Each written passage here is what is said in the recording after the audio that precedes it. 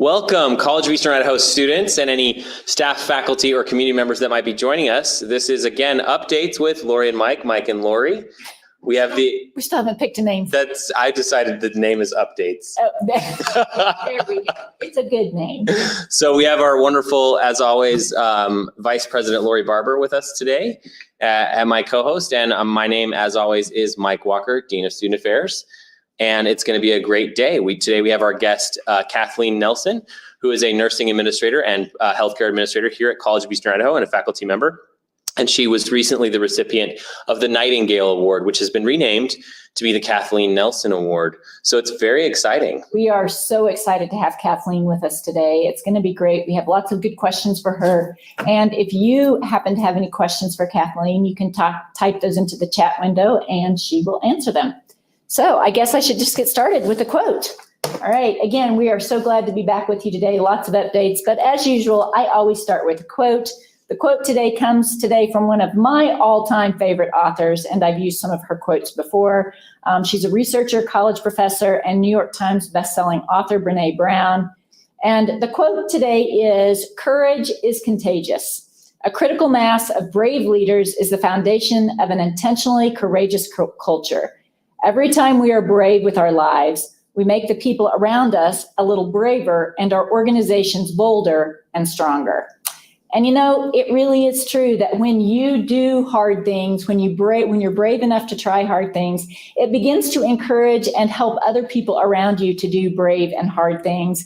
And then that just starts everything moving in what I like to call an upward spiral. So if you're afraid to try something, just step out there, try it, be brave, and other people are going to encourage you. And then that's going to give them permission to be brave and strong as well. And that's really how we all help make each other better. It's very true. And I think that I've seen that a lot here in the leadership at College of Eastern Idaho. I know as I've felt comfortable with my leaders and as they've challenged me to do amazing and brave things, that I've been able to. And so same thing with my staff and with other students and with our faculty.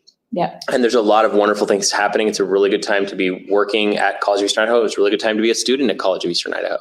And I will say this too, when you're brave, not only do you start changing your life, your family's life, your community's life, but it's your own way of beginning to change the world in the corner that you live in. So, and that might seem like, wow, how can you just be brave, change the world? But that's how people do change the world, one little step at a time. And Mike's grinning. I'm grinning. He thinks when I see the grin, it's like, okay, Lori, you're veering into that being kind of corny. No, I like it. One of the things I like about you as a leader is your corniness. Okay, so good things. Fall Block B starts today. This means we'll have completed some of our Block A classes as well as, all of our Block A classes, as well as we're now through midterms or at midterms for some of you. And we have some important Block B updates and timelines. The biggest one is the last day to add drop for Block B classes is this Friday, 10/23. So please make note of that if you want to add or drop a Block B class. Now, if you're a brand new student, we really should get you in today or at the latest tomorrow for Tuesday, Thursday classes in Block B.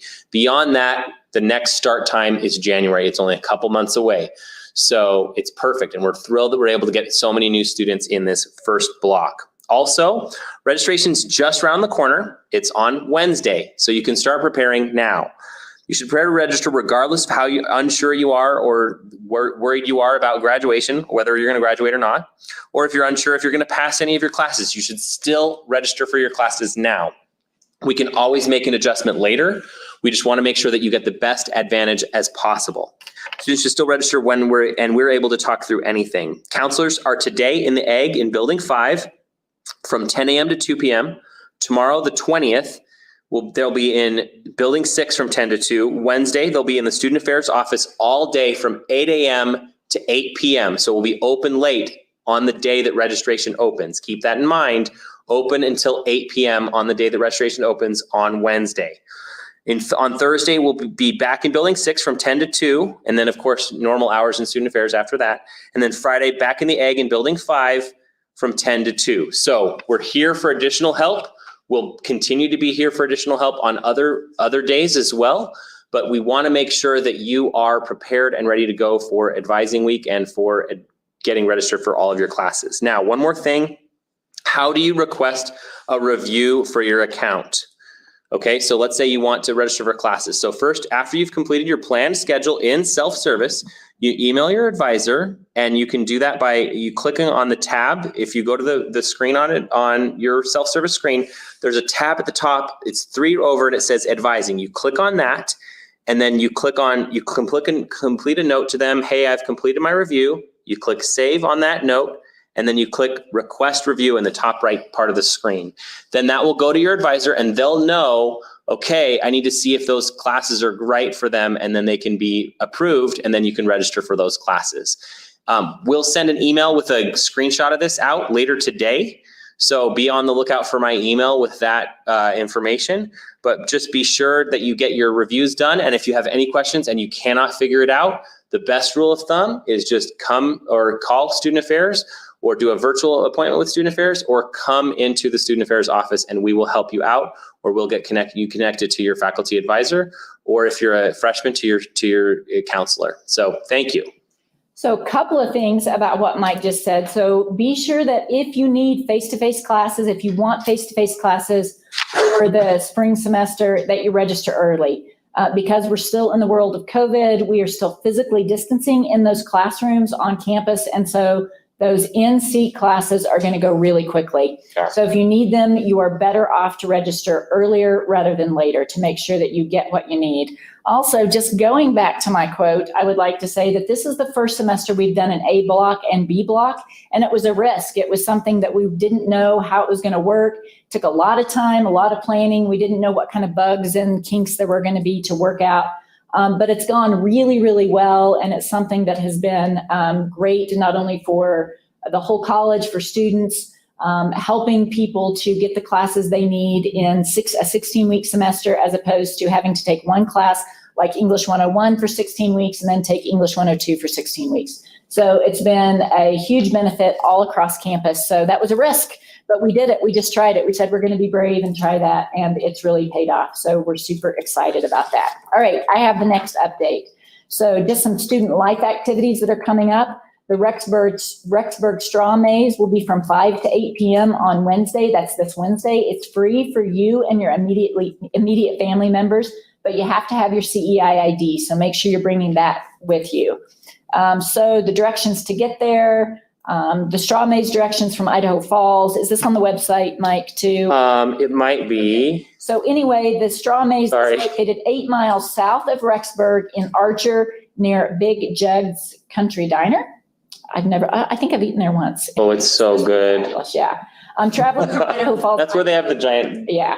Okay. Traveling from Idaho Falls, Idaho is the fastest route is to go through Ryrie.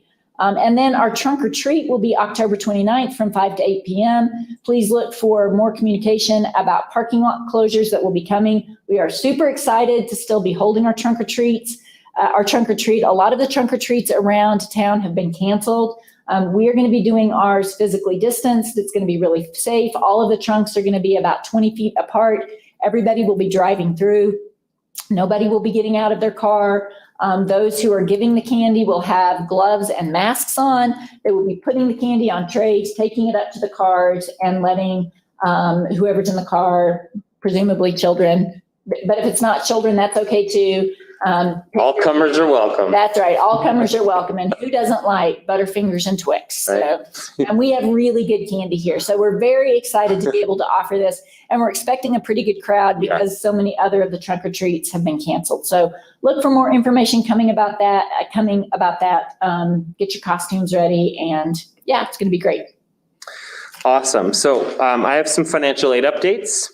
The next check release for financial aid and financial aid refunds will be mailed after Wednesday, October 21st.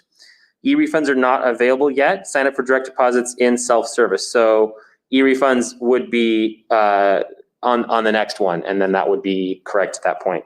Withdrawing from one class or a few classes can affect your satisfactory academic progress. I should probably take that off for just a second, which can affect your financial aid eligibility. Be sure to check your financial aid on how you'll be affected by withdrawals. And so you can go online to do that, or you can go call their office, or you can do a virtual appointment with them, or you can go into the financial aid office itself if you're comfortable. Withdrawing from all classes will cause a payback to your financial aid. Please contact financial aid to discuss your options and potential payback, because you don't want to do that if you don't have to. The last day to withdraw from full-term classes is November 2nd with no grade penalty. So that's coming up right around the corner. All right, so I have COVID reminders about what's going on around campus. So first of all, make sure that you're wearing your mask. Make sure that you are physically distancing. We've been really fortunate at College of Eastern Idaho. Of course, we've had some cases with faculty, staff, and students, but we have not been a source of spread on the campus. And a lot of that is just because everybody is doing their part by wearing their masks, physically distancing, making sure they're using hand sanitizer, staying home when they feel sick, taking their temperature, all of those things that we can do to make sure that we are keeping everybody on the campus safe.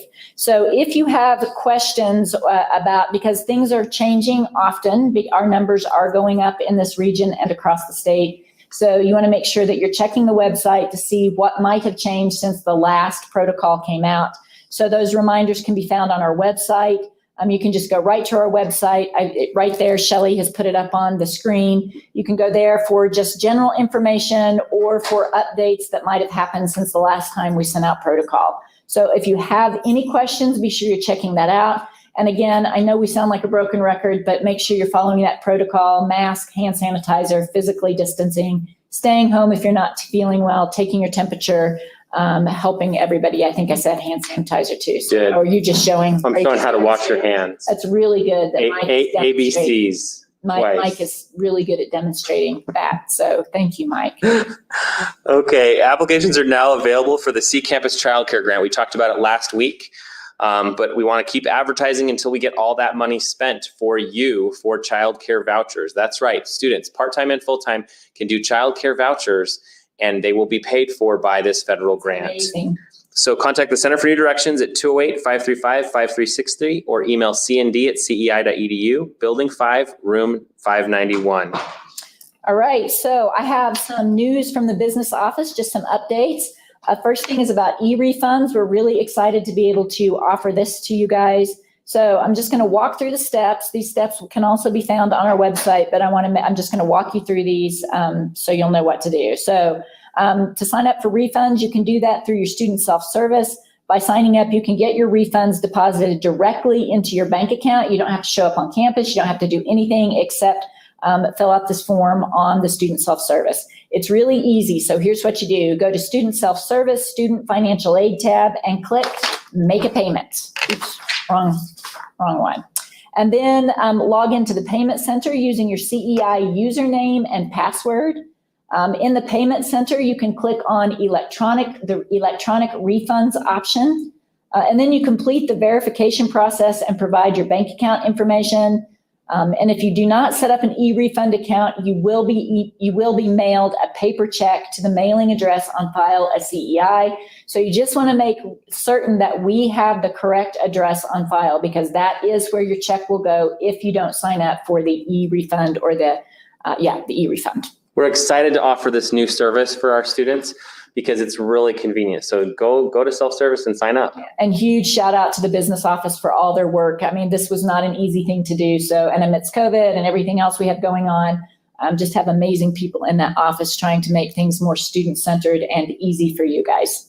And we have one more update from the business office as well. Another thing that they did that we really are proud of and excited to offer for you is the payment plans.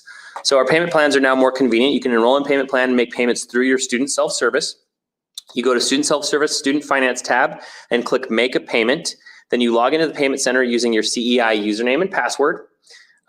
Same one as your email. In the payment center, click enroll in a payment plan option, and then pay your down payment and set up a fee to enroll in a payment plan. And there are lots of options there, so I would check it out. We're really proud of the business office for getting this done, and we're excited to offer it to you students. So, all right. Now, 14 minutes. That's what we're averaging now lately. We have made it through our announcements. And so we are at this time really excited to welcome Kathleen Nelson to our show. She's going to answer some questions for us to help us get to know her just a little bit more.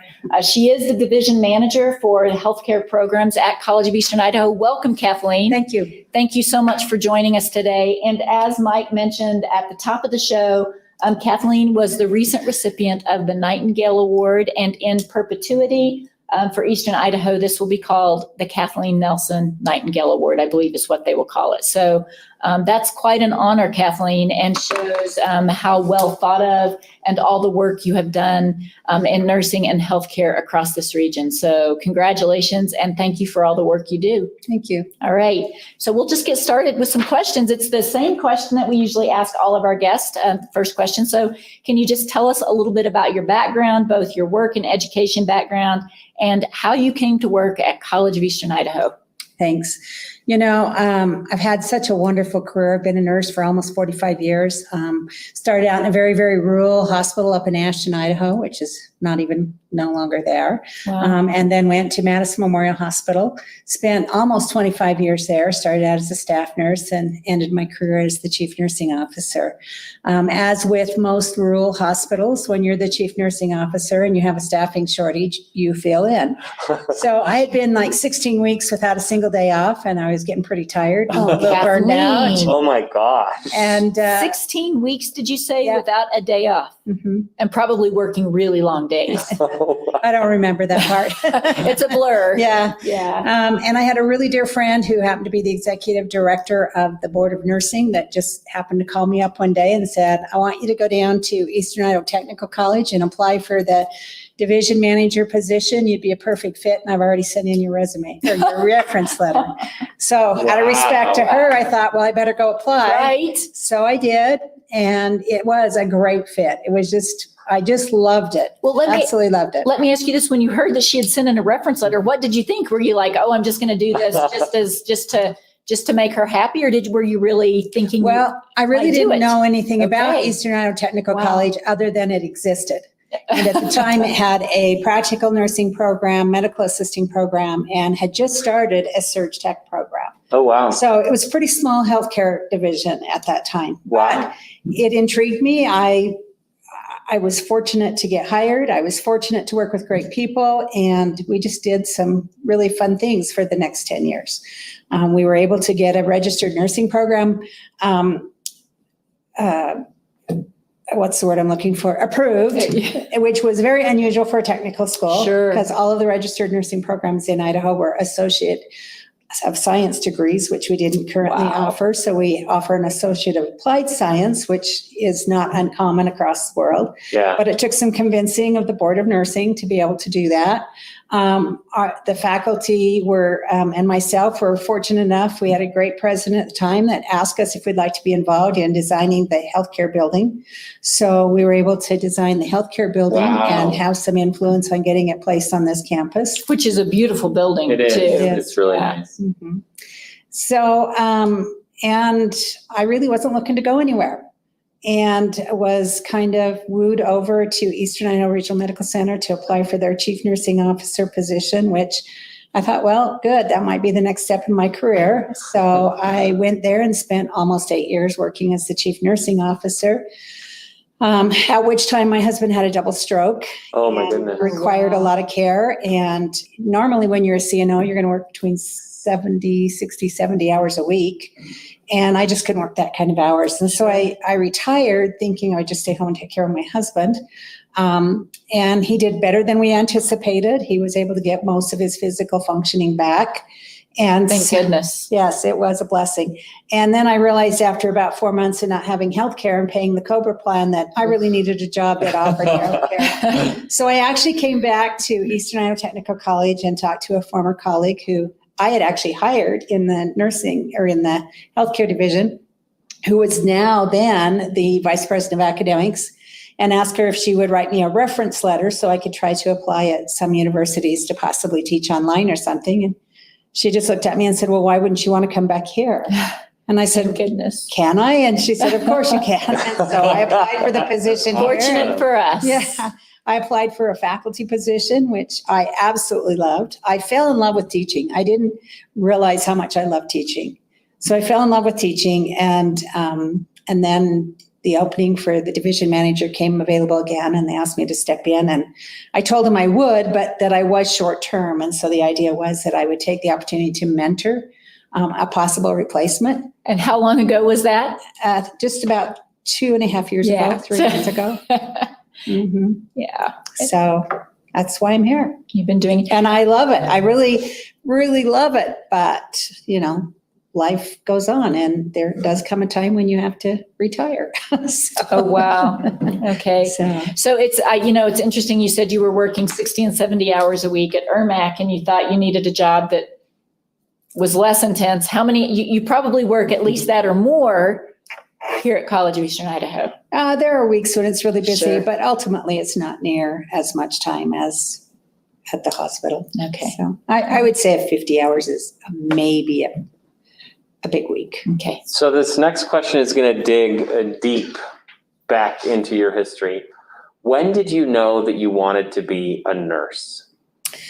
Yeah, that is deep. A long time ago. I tell my students I'm older than dirt, and then I prove it by telling them stories about what took place when I was first a nurse. It was really quite a fluke. I was at my first year at a community college, and after my first year taking generals, they told me I had to choose a major. I didn't know what to go into. And I remember babysitting for a lady who was a nurse, and I thought she was an awesome lady. And I thought, wow, if that's what being a nurse is like, that's what I want to be. And so I said I wanted to be a nurse. And it was a fluke. It was amazing. I got into the nursing program. Wow. So it wasn't like I started when I was a little girl. I really hadn't. I was a farmer growing up. So. Cool. And you and Lynette, who is also in our an instructor in our nursing program, you guys went to nursing school together? That is correct. Yeah. And we graduated together. So between the two of us, you have almost 100 years of experience, We are very, very fortunate. which is Yeah, really amazing. yeah, We have a comment here from Michelle Cry. Yes, so amazing to see your face. I did my schooling right before the building was started up, 17 to 18 years-ish ago. I really appreciate every one of you. Wow. And then she says, enjoy your downtime. Professor, you are a shining star. And I would echo and second and third and fourth that. You are a shining star at our college. Thank you. Yeah, for sure. All right. So the next question, I think you've answered just a little bit. I don't know if you want to add much to it. What made you want to teach nursing? Well, again, I didn't really know that I did want to teach nursing, but I fell in love with it because when I became the division manager, one of the requirements is that we teach at least one class. And I just love teaching students. I love sharing what nursing's about. I love telling stories that happened to me to help prepare them to be great nurses. I love sharing what I know. And I have a philosophy that sharing knowledge is growth, and everybody succeeds from it, and it makes you have more success in whatever you're after if you share knowledge. And so I've loved teaching. I really love the students here. We have great students. We do. They are the best. Okay, so I have the next question. What is the most rewarding part of being a nurse and now teaching future nurses? The most rewarding part of being a nurse is you make a difference to people. You really do. You're involved in their lives when it's not always their best time. And if you can do any small thing to make that crisis seem a little bit better, or you can make them a little bit more comfortable. I mean, to this day, even though I haven't been a staff nurse for over 25 years, I constantly run into people that come up and, oh, thank you. You took care of me in this area, and you took care of me here. And I don't have any clue who they are, but they don't forget you. That's for And sure. so it really, it's an opportunity to touch people's lives. And I believe the same is true of nursing. My very first class that I taught here was an introduction to health professions. And I remember going through the classroom, and I always do a little activity to help me remember their names. So I usually have them tell me what they want to get out of the class, and then just a little bit about them that is different, that maybe I don't know, so that I can kind of remember their name. And I went throughout the class, and I had one lady that when it got to be her turn, she started to cry, and she said, I just want to pass this class. And of course, my sympathy kicked in, and I go, oh, don't worry. If you follow the syllabus, you'll do great. This is not that hard of a class. I'll help you pass. She says, no, you don't understand. My husband was just killed in the war a year ago, and I have 3 children to support. Wow. And I go, and my heart just went out. And then I went further into the classroom, and another student said, I'm like her, I just need to pass this class so I can get into nursing. She said, I have never worked outside the home. I was married for over 17 years. My husband left me. I have 7 children. I have to find a way to support them. And they were so unsure of themselves, having been out of school for so long, that they could do it. And I've kind of kept track of these 2 students particularly. Both of them have now got advanced degrees. One is a nurse practitioner in the Boise area and doing very well. Kathleen. And obviously supporting her family. And they've just had marvelous careers. And so I felt like if I could just instill that confidence in them, that they can do it, what a difference they would make in many people's lives, their own families' lives and patients' lives. And so that's part of what drives me to help students so much, is I know what a difference they can make, and I want to help them gain that confidence. And Kathleen, just going back to our first quote, I mean, you're helping those students be brave, those students who are really scared, but you're saying, I'm going to take your hand and we're going to do this together. And it helps them be brave. And now the stories of the people whose lives you've touched are just uncountable, probably. You know, it was amazing. I'm just going to interject.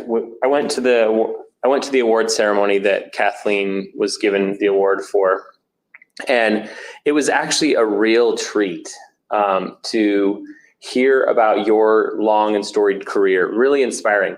The way people talk about how you've helped them over the years, the way people talk about what you've done, the way the hospital talks about, members of the hospital administration, past and present, talk about your influence there. And then the ways that your faculty and other students have talked about how you've enriched their lives. It was really cool to witness that. And I think about the impact, hearing your story about being there and coming back. I think I'd heard it before, but I had forgotten.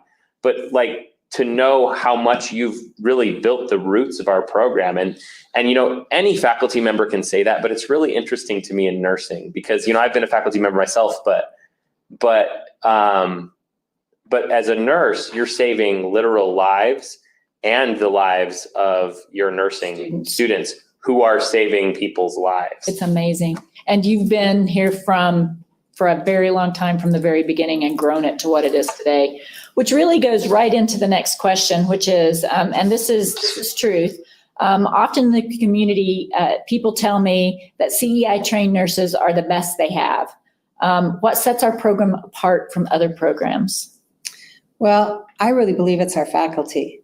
We're really fortunate because we have faculty who have either recently been in clinical experience or still in clinical experience working as a second job or something.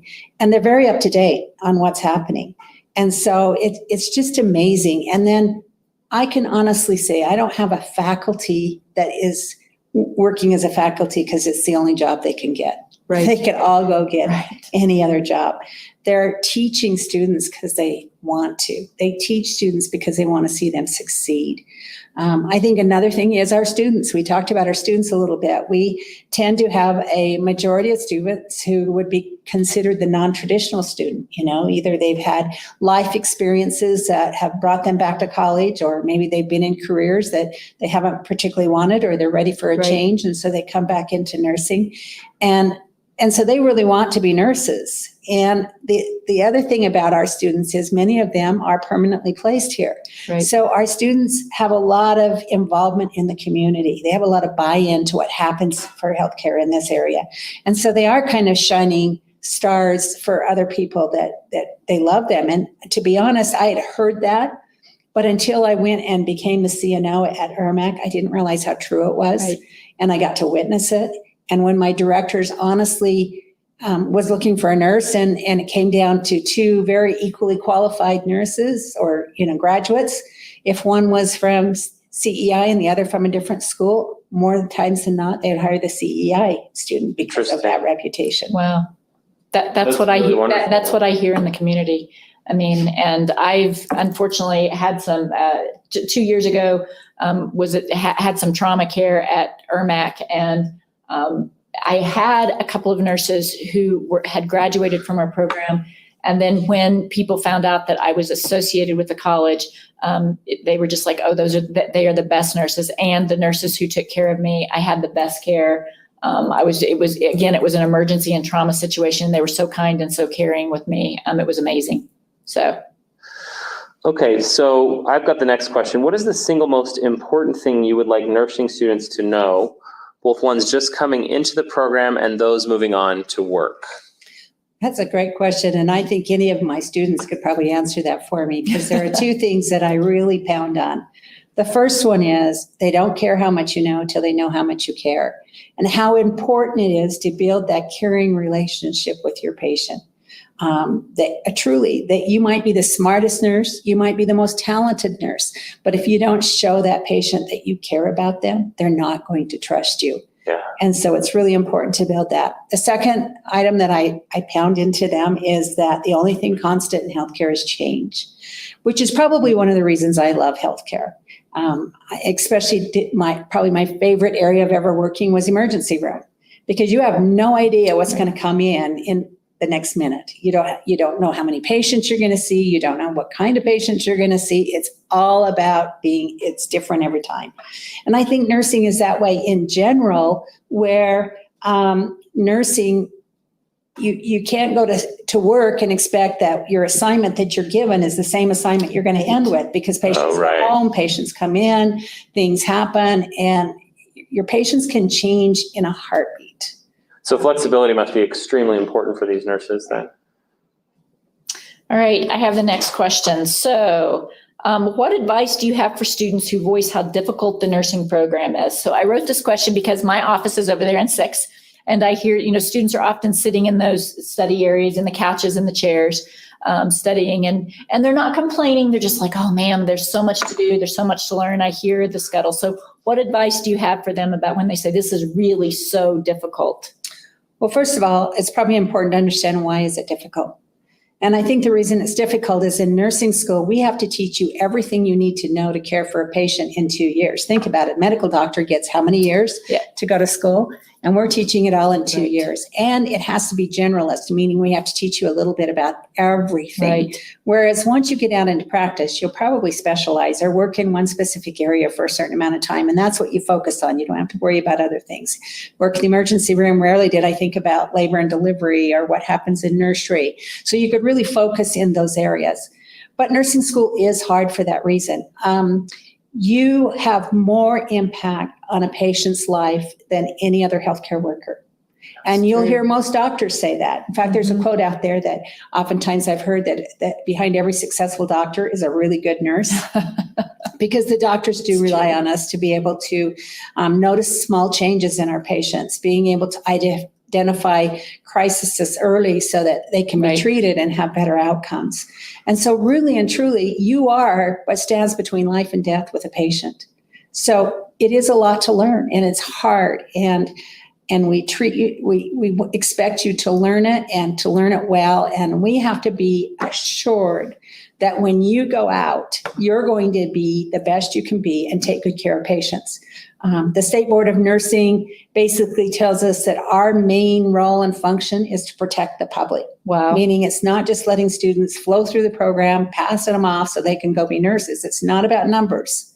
It's about making sure they're qualified and skilled enough to do what they need to do. So you guys aren't hard just to be hard. You're hard because literally it's a matter of life and death. True. We do not stay awake all night thinking of things to make students' lives miserable. You think of ways to make sure that you're training them so they can keep people alive. That's correct. So this is a little plug for some of our students, especially those who are general ed students or maybe community members who are thinking about a career in nursing. We have a lot of gen ed students who start off and say immediately, I want to be a nurse. And for some of them, that's absolutely what's going to happen and where they're going to go. But there's also a lot of other healthcare career fields, like Surg Tech that you mentioned, for example, but several others.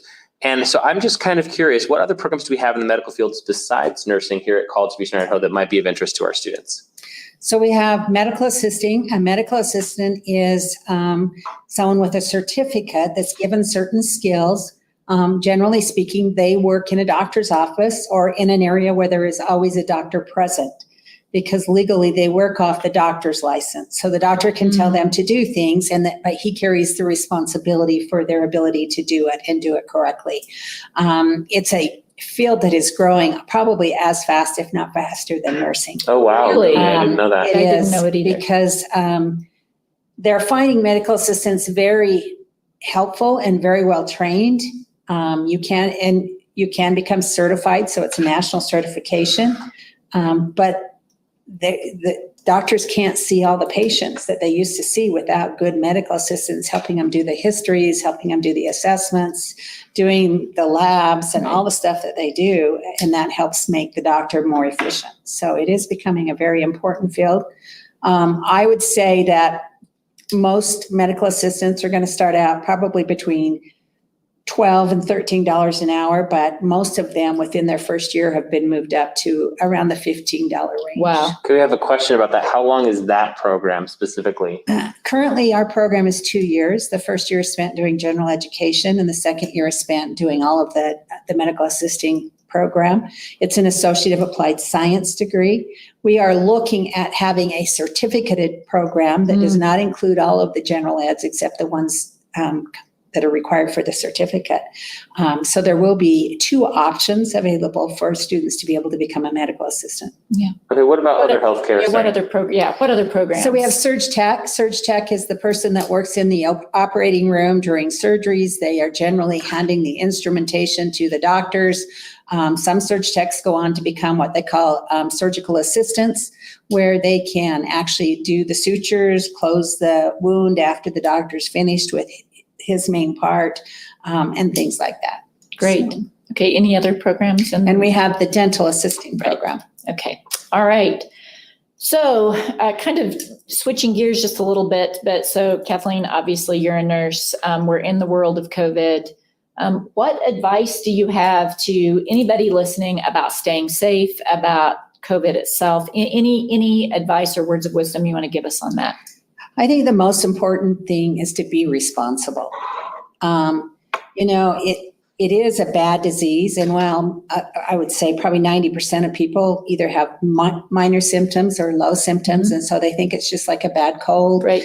and they get along fine with it. Right. But if they're out in public and they're not wearing a mask, they can expose someone who may have some immune problems, who may have some chronic health issues, and those people become very seriously ill to the point where many of them have to be hospitalized. Some are put on ventilators. I just heard this morning that our hospitals in the area are almost full, as many COVID patients as they can take. Oh my gosh. And so I think it is more serious than people take it to be, but masks do matter. Okay. And it's not always that you're protecting yourself, but you're protecting someone else, because the research shows that if you do not have COVID and you wear a mask, you're protecting yourself about 40 to 50% of the time. Wow. From getting COVID. If you have COVID and you're wearing a mask, you're protecting the other person 80% of the time. Oh, wow. So it's really important that the people who have COVID or COVID-like symptoms are wearing their masks. Okay. And then one more question about that. Sorry, just to follow up about COVID.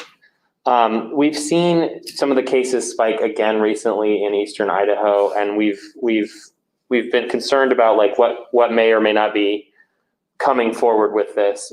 I know you don't have a crystal ball, but what do you think we'll see in the next year in terms of preparation and or things that we need to do to stay safe? I think you can count on seeing COVID cases either stabilize or continue to go up through flu season. You have to realize that flu season has started primarily on the coasts, but for Idaho, the main flu season is January and February. So I think that spring semester is still going to be an important time to do our distancing, to wear our masks, to participate as much online as possible, which I think was really in some ways one of the benefits of COVID was to push us into more online. Yep. I think it meets the needs of many students better than having to sit in the classroom. But we have to be responsible again so that those classes like our nursing skills, they can still come into the skills lab, get those skills passed off, use simulation, all of those things. And so I really don't think this is going away real soon, at least not till probably next spring will it start to lighten up. Okay. Thank you. All right. So we just have one more question for you, Kathleen. Do you have any parting words of wisdom for our students about anything? It can be beyond nursing and healthcare, or it can be about that. I think the most important thing is don't give up. And don't think it's ever too late to come to school. Absolutely. You know, you can always get some sort of degree or experience that's going to help you, even if you choose not to work. I never really planned on working full-time my whole life when I became a nurse. I thought, well, I'll get married, have kids, and when it's convenient, I'll work as a nurse. I've had a child with Down syndrome that had a lot of chronic health problems. It helped with that. Now with my husband with his double stroke and some of his other health issues, my nursing has made a huge difference in that aspect. But being able to work during those times has also been really important, to be able to bring in an income. Our daughter, who was born with Down syndrome, is now 45 years old. Wow. 43 years old, excuse me. When she was born, and her first year of life, she spent more of it in hospitals than she did out of it. She had open heart surgery. They just told us when she was about 14 months old to take her home and love her, because she would never live to be 2, and she's now Kathleen. 43. Oh my gosh, that's amazing. Wow, that is is amazing. amazing. But- And when you say don't give up, you really mean it. Yeah, for sure. Because really and truly, you can make a difference. It may not affect your professional life, but it'll affect your personal life. And I've always been a believer that the more educated you get, whether it's formal or informal, the better well-rounded person you are, the more you can contribute to your society. Absolutely. So I just love College of Eastern Idaho. I think it's a great place to be. I have many, many friends and associates whose children are going to universities and other places, and they're struggling right now because, quote, there's no social life, which is really what they went to college to do. Right. But the reality is, the thing about College of Eastern Idaho is we really focus on the educational portion, and we're small. And so like our students in nursing, they get to know each other. They become family members to each other, and they help each other out. But never give up on learning. You can do it. And if you just put a little effort, you'll find most faculty will put that much more effort back into you to try to make you successful. All right. Kathleen, thank you so much for answering all these questions, and more specifically, just for your words of wisdom. I mean, really helpful, not only for students, but for me, for our faculty and staff as well. And thank you for all you do for our students and faculty and staff. We very much appreciate you.